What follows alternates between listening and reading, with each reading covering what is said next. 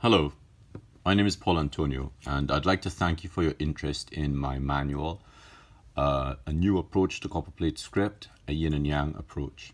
When you're a kid and they tell you to draw a circle, they usually tell you to draw a square first, and then to put these little tangential points, and by plotting from one point to the next, you can plot your circle. If you can do this with a circle and square, then surely you can do it with a parallelogram. So if we plot these points again, we aim for the curves, we get this rounded shape.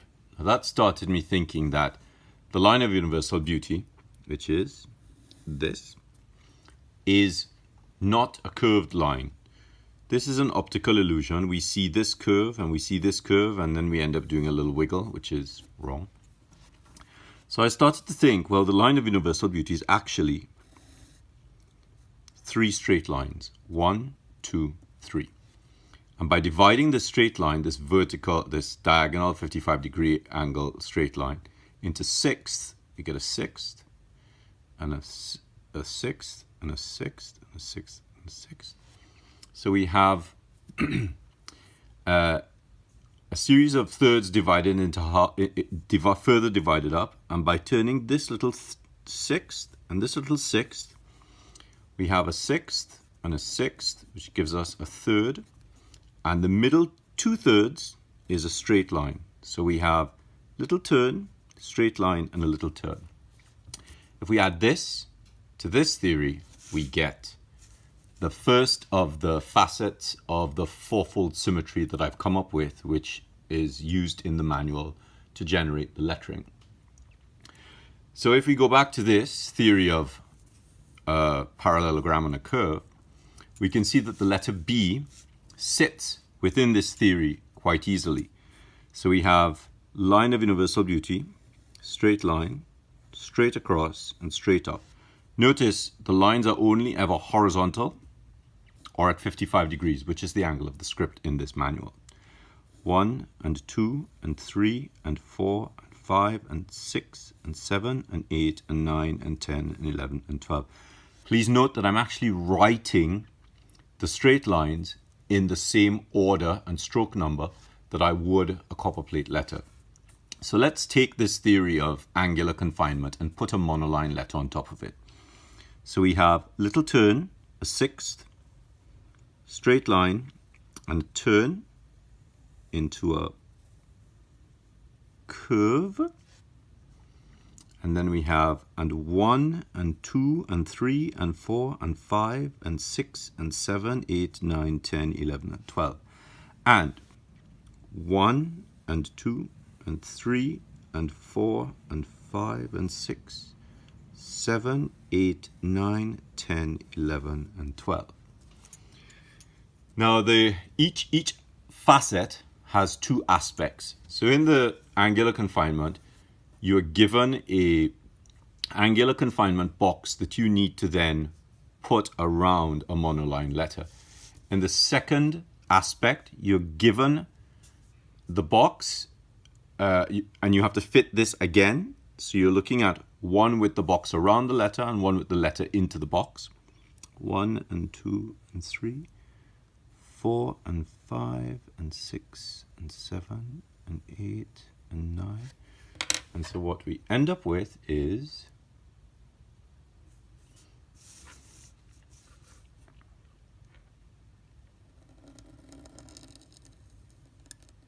of course this could go all the way around.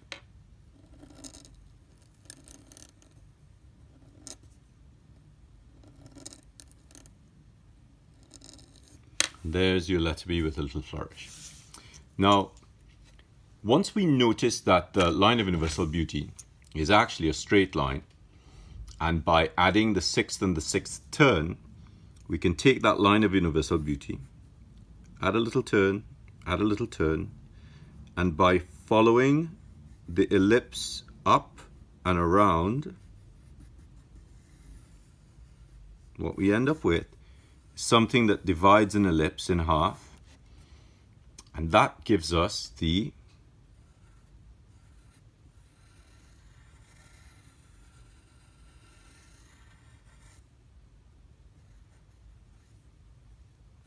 yin and yang approach.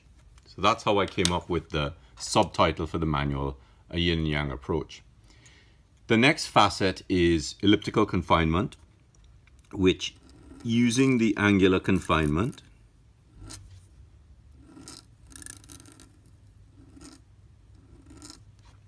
we are following a series of ellipses. So we have ellipse 1,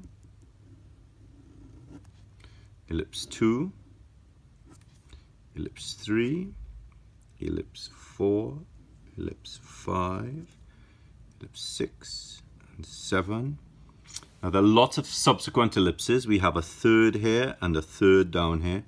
We also have, a sixth and a third and a half. So I go through this in the manual. And if we follow around here, we have an overriding ellipse, which shows where the balance of the letter is in relation to the empty space. So of course, if you're writing a block of text, ideally you don't want the next majuscule to interact with this so that this letter has the white space around it to balance itself. So that's the second facet called elliptical confinement. So we have the first facet, angular confinement, second facet, elliptical confinement. The third facet is something that I refer to as continuous movement. And that essentially states that each letter is actually only really one line. So we have a baseline and we have an X height, we have a cap height. In order to start at the cap height, because we always start at the baseline, we have to start at the baseline. So I've come up with another stroke embedded in the script called the connective stroke, which is at 50 degrees and the line of universal beauty is at 55. So by moving from the baseline, ghosting into the air at the 50, up and over and stop, because you have to stop because you're changing direction, and line of universal beauty, and up and over and around and down and up and over and out and down and out and back and in and out. So technically, the whole shape looks like this.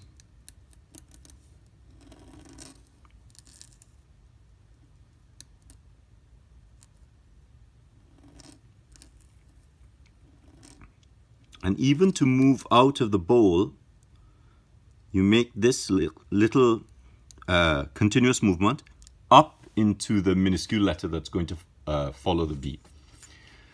The next facet is variable velocity. And in variable velocity, I've compared the writing of a letter to the driving of a car. So when you see a tight turn in the road, you actually slow down in a car. When we're doing this on paper, we tend to speed up, so it's a little counterintuitive. So you're preparing for a tight turn. So when you prepare, it's slow and a little bit. Oh, there's the turn, and up and up, up, up, up, and down. A little ball serif, and up and up and down, and take the turn tight, up, up, up, up, over and down and stop. So this is the premise of the manual, the fact that everything can fit into a box, and by plotting the curves on the box using tangential touching, we get the angular confinement. We have the elliptical confinement, which gives us the balance of the letter in a series of ellipses. We have continuous movement, which shows us that the letter is actually only really one line. And we have variable velocity. These four facets, when added together, give us the fourfold symmetry that which the manual is based on. The symmetry is also really important because it gives us an understanding of how a flourish is constructed. So most people struggle with flourishes.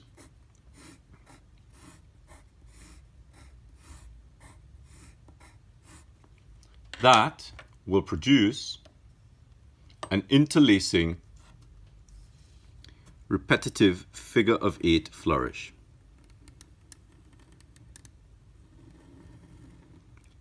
So by understanding where the geometry sits within the shape, we get a better understanding of how a flourish is constructed. Now if we take a slightly more complex flourish, so we have 1 and 2, 3, 4, 5, 6, and 7. 1, 2, 3, 4, 5, 6, 7, 8, 9, 10, and 11. So the confinement sometimes gives us really helps us to think out of the box. And this is the premise of the copperplate scripter yin and yang approach. So I hope you purchase a copy. I hope you enjoy learning from it. And please do have a look at the PDFs which are attached to this page, which help you with lots of different kinds of grids to study the script in a slightly different way. Thank you very much.